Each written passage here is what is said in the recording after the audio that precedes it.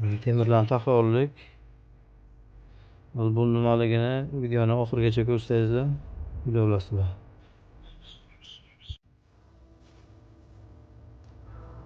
Mana kecha tayyorlagan temirlarimiz.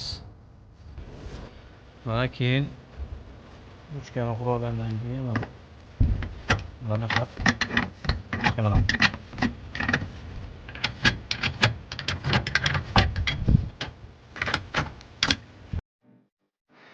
mana bu e'tibor qilasizlar, bochkamiz og'izlarini yaxshi germetичный qilib yopish kerak.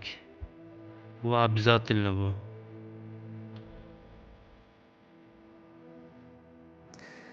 Mana bochkamizni ham o'rnatib oldik.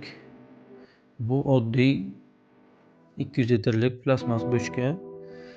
Bu bochkani mana shunday ko'rinishda temir bilan mahvat qilib, решетка qilib o'rab oldik.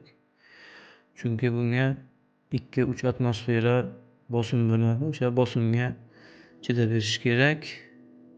Shishib, yorilib ketmasligi kerak.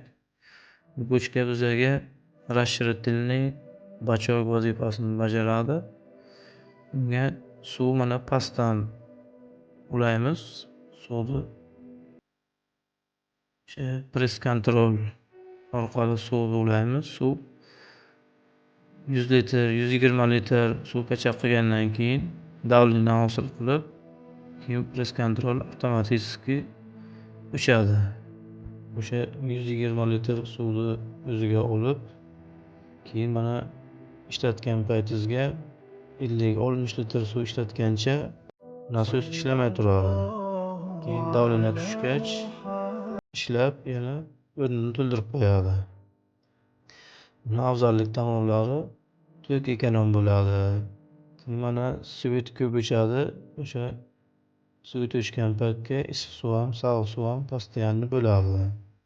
Dush rakovinalaringizga suv davleniyasi bir xil bo'ladi. Ko'tarilib tushib o'ynamaydi. Ana shunaqa qulayliklari bor.